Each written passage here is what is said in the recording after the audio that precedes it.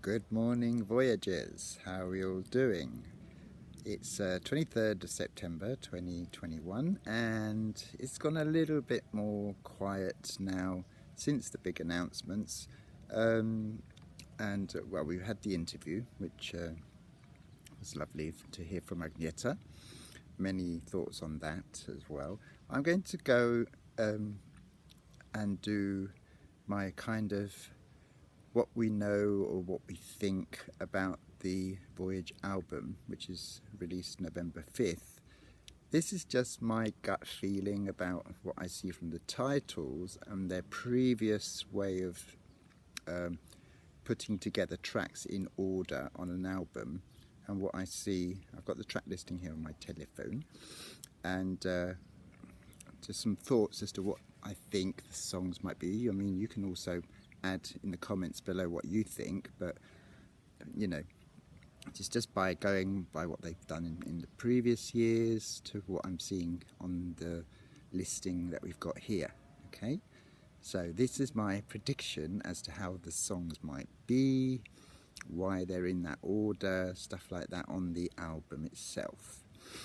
Okay, so obviously you get your LP. I'm talking about LP, I'm talking about vinyl, you know, because remember, they're letting out information that they're not going to do anything sort of different this time round. So I'm thinking that they're going to go kind of into the style that they used to work at, and the way they would select tracks in a certain order for your mood while you're listening to an LP or an album. So the first one, obviously we all know, is I Still Have Faith in You. This is the first time, I believe, that an Abba album has started with a ballad. So they've broken a little bit of a rule there, so that sort of throws you a little bit as to what will come next, you know. Because, I mean, Voulez-Vous started with a kind of funky As Good As New, Abba album Mamma Mia, upbeat, Visitors, upbeat, kind of moody upbeat, Arrival, When I Kissed the Teacher, upbeat. So this is the first time we've got a ballad. But I think this has to come first because it's their first song after such a long time. You know, you have to have that one first as an intro. So they could have a theme running through the album, which I think has happened, especially with the Visitors and the Super Trooper. They were kind of, they were more into a mood of the time. So that one comes first. Going by what we would expect from them, When You Dance With Me, dance. To me, I think, because when you listen to an album, you go through moods, you go through lifts and peaks and troughs, ups and downs. I'm thinking, although the title doesn't particularly shout disco track or clubby track, just because of the previous one, you know, the slower track, you need something to lift you up a little bit. Hey, right, I'm now never heard this next track coming, I need a boom.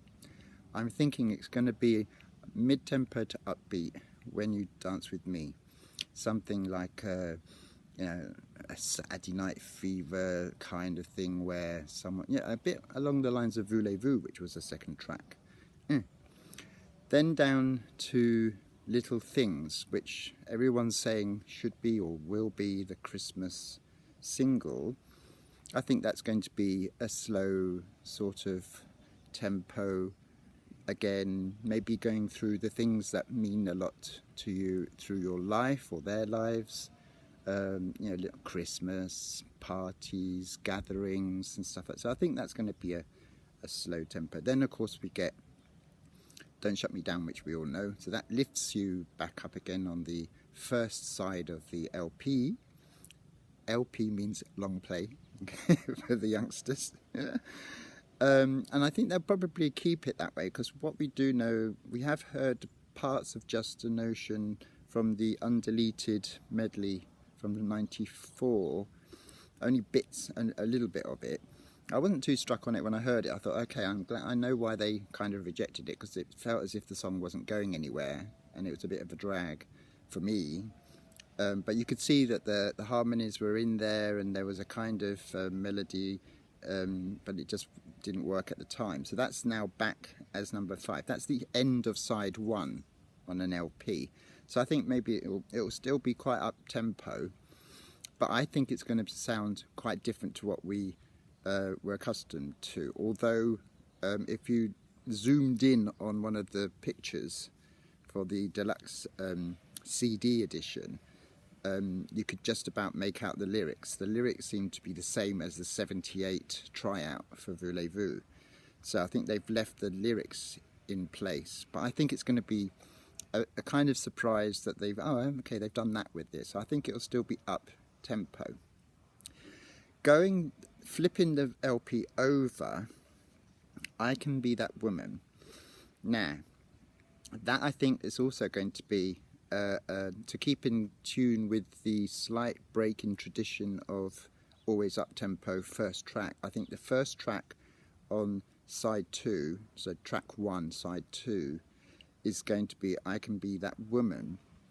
That's going to be a kind of thoughtful, maybe a one man, one woman kind of tempo or style, bringing us in to Keep an Eye on Dan, which is the one that everyone's talking about. Who is Dan? Who is Dan?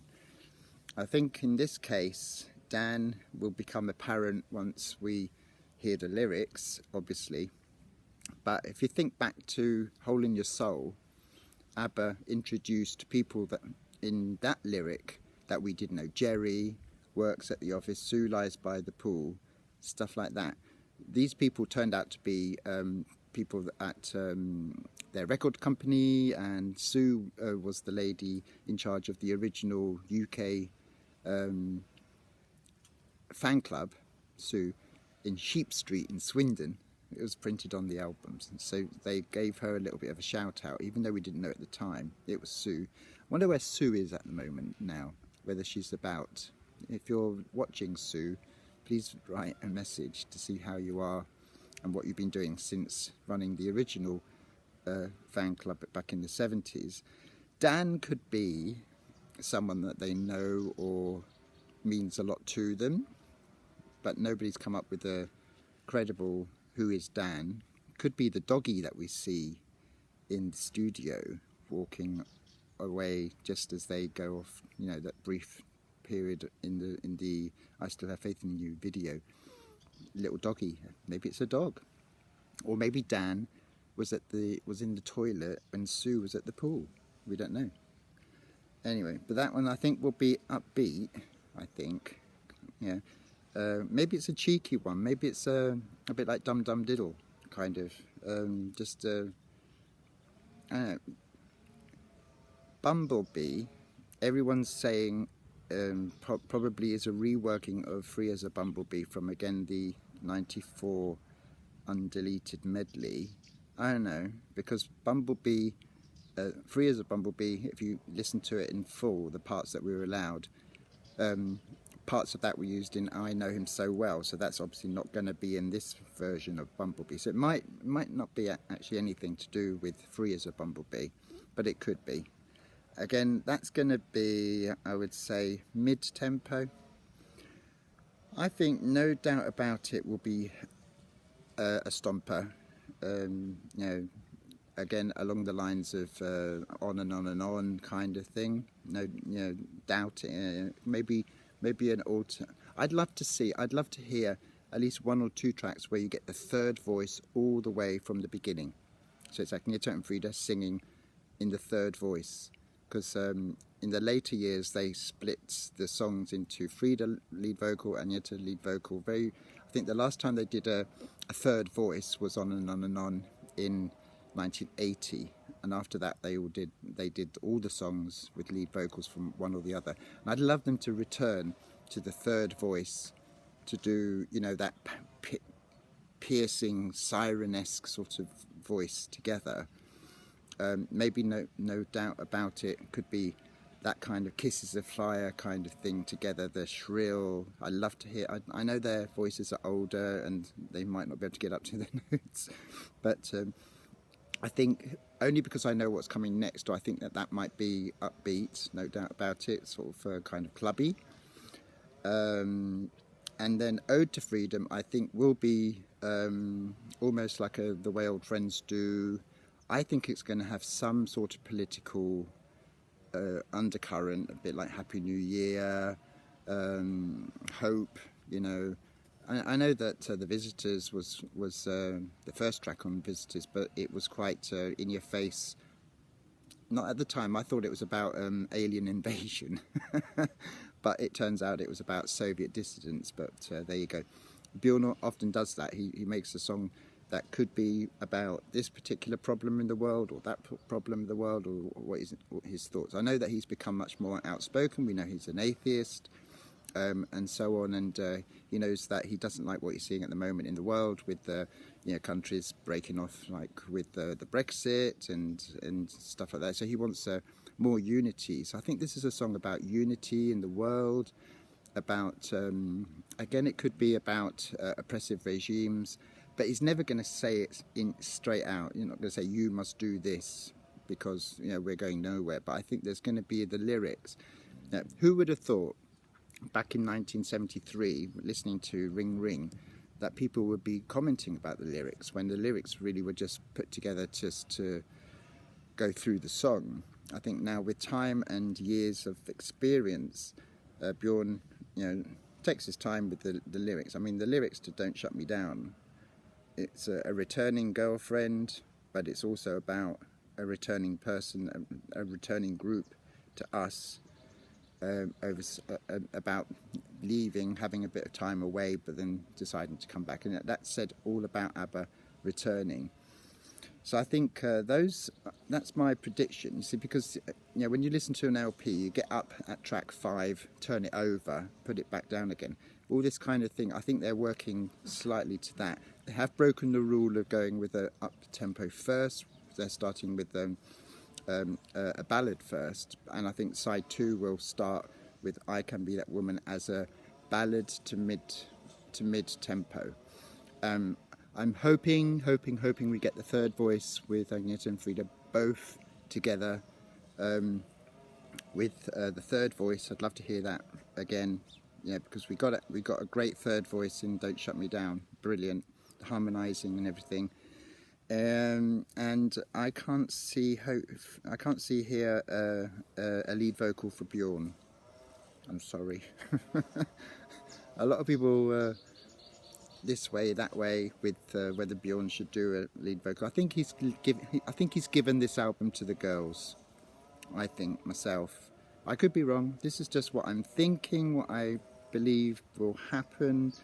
I could be completely wrong, but studying them for years and years and years, it's all about the mood of an LP. And I know that they probably, you can't change the work ethic, even though they've changed the studio itself and the instruments and so on, and the working, the consoles and that are all updated.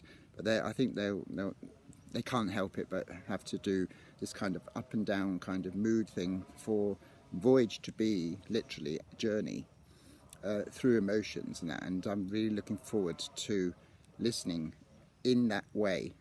I think this is designed that way. I know that in the track listing they've not put side 1, side 2, but it's obviously going to be broken up into different sides. CD version will be, obviously straight through. I think that when I got the CDs, the first issues of the CDs, I always noticed that at the end of side 1 songs, there was a longer gap between number 5 and number 6, which would have been side 2, number 1, if you know what I mean. But I think that experience, even though the quality will be high and everything with the CD version, apparently it's being done in a certain way. With the headphones, you can have a bit of a sound here and a bit of sound here coming at you. So that's going to be interesting, whether that actually it also happens when you listen to headphones with the vinyl. But that's why I'm getting everything. Of course, the blue vinyl won't sound any different to the white vinyl, I don't think. But I've got the orange, the green, the white, the blue, everything. That's it. So just because we haven't got anything else much more to talk about at the moment, so I thought I'd just give a little something for people to maybe discuss. If you think, oh no, it's completely wrong, that's all right, because this is just a bit of fun. To buy, you've got the rest of September, October, and then of course the build up to people are saying, oh, let's have another single. No, I want to hear 8 new, no leaks, nothing more now, please, Abba, until that day, because it's predestinated that way. Anyway, as you can see, lovely sunny day here, and this time my doggies have behaved themselves, very quiet. Anyway, let me know your thoughts, and that's it. Oh, I don't know if Agnieszka watched my crying video or not. I haven't. No, you know, at the end of the day, there's lots and lots of reaction videos and that. I know that I've seen, apart from my one, there I did see a young lady called Alison who did a reaction where she actually filmed herself watching the real premiere of the song. So she did similar to me, and she also, you know, was like crying as well. And the reaction was really good for that. So Alison, yeah, lovely. And people are saying whether I will do a React first time online stream. I have no idea how to do that. I know that you can do live video, but I don't want to be preoccupied with, you know, oh, can everyone hear me or see me while I'm listening to the LP, because that's my moment. I don't know what to do. Maybe I'll record it and put it online later, maybe. But anyway, these React videos, a lot of them are... I saw the Swedish rapper. He was brilliant. I think that, but he ended up just using expletives at the end, which was a shame. And there's other people that literally sit there and just bleat on and have not really much idea what they're talking about, but at least they're giving our group the exposure. And that's it. So that's a 17-minute video. Oh, crumbs. Right, so that's it. Hope you get through the next month and a half. It's a long time to wait, I know, but soon we'll have more of the voyage.